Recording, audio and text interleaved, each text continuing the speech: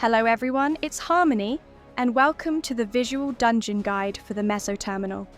This dungeon will become available during the level 100 main scenario quest called A Terminal Invitation. The first boss is Chirurgeon General. The boss will start the battle by using Medicine Field. This is a group-wide attack that deals unavoidable damage to all party members. Healers, be ready. The arena will now become sealed off, and the outer edges of the arena will become flooded by corrupted ether, applying a powerful damage over time debuff if you make contact with it. The boss will then activate 4 liquid chemical dispensers, each one spinning into action. These dispensers will each release a circular area of effect attack centered on themselves.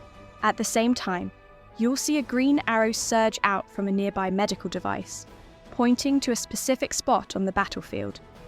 This indicates a knockback effect that will push all players away from that location.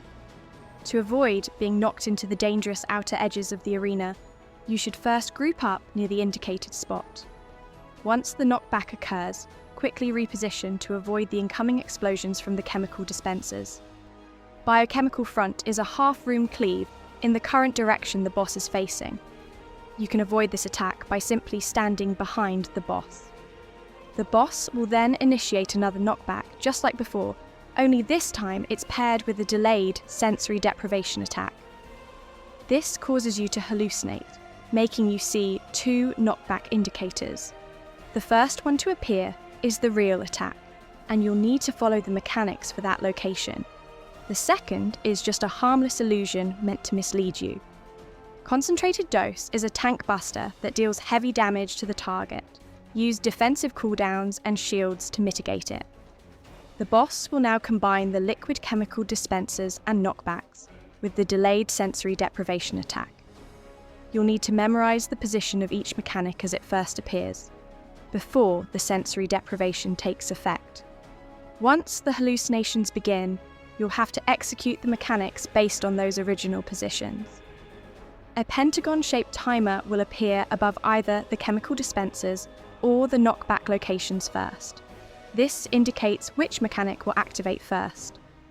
These mechanics will now repeat until the boss has been defeated. The second boss are the Executioner Headsmen, 4 enemies who share a single health bar, meaning damage dealt to one will affect them all. When the fight begins, each player will be tethered to a specific executioner, similar to the Archangel's encounter in the Juno 24-man raid. From that point on, you'll only be able to damage the executioner you're tethered to for the rest of the battle. Head-Splitting Roar is a group-wide attack that deals unavoidable damage to all party members. Healers, be ready. The enemies will teleport near their starting positions before casting Shackles of Fate. This attack creates a small circular zone around each one and pulls their tethered player into it. If you try to leave this circle at any point, you'll be automatically dragged back to the center and temporarily bound.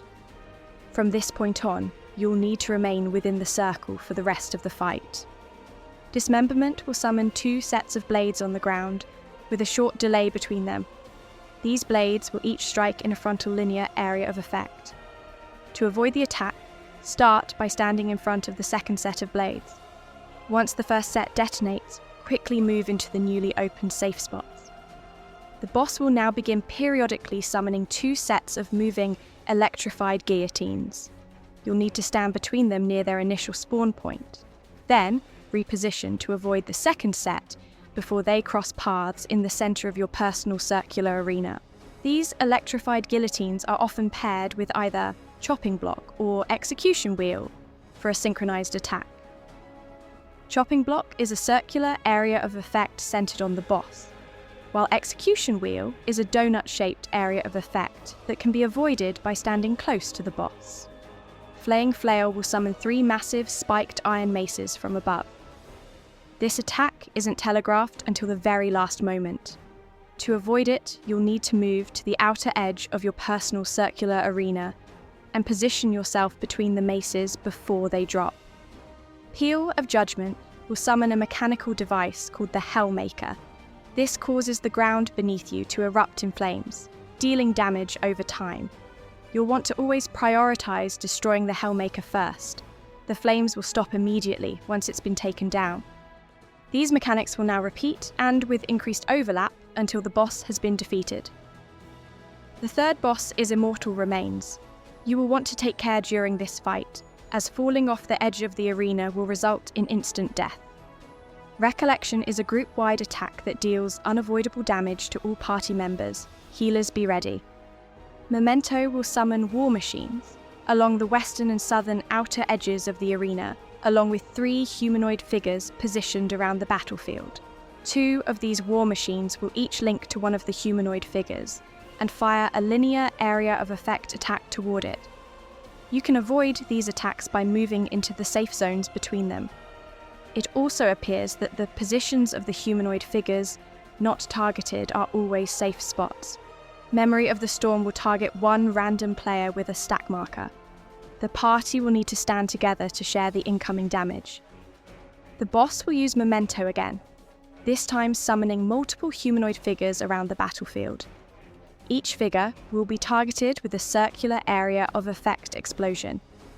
You'll want to stay away from the largest cluster of humanoids, as those create the biggest blasts. After that, the boss will raise one of its arms. This signals a half-room cleave on that side of the arena. To avoid it, simply move to the opposite side of the raised arm. The boss will now repeat the previous Memento mechanic, but with an added knockback. You'll want to stand just outside the edge of the central area of effect, not inside it. The goal is to be knocked back near a single humanoid figure, making it easier to avoid the incoming explosion. Memory of the Pyre is a tank buster that deals heavy damage to the target. Use defensive cooldowns and shields to mitigate it. The boss will use Memento for a third time, summoning 2 groups of humanoid figures that each flee in a random direction. After a short delay, 2 massive linear laser attacks will blast from the boss, spanning the full length of the arena in the direction each group is fleeing. You'll need to quickly move as far away as possible from these fleeing figures to avoid being hit. The boss will now begin to use a combination of 2 Memento attacks at the same time. This combination appears to be random, so you will need to handle these mechanics as they appear. These mechanics will now repeat until the boss has been defeated. Thank you for watching.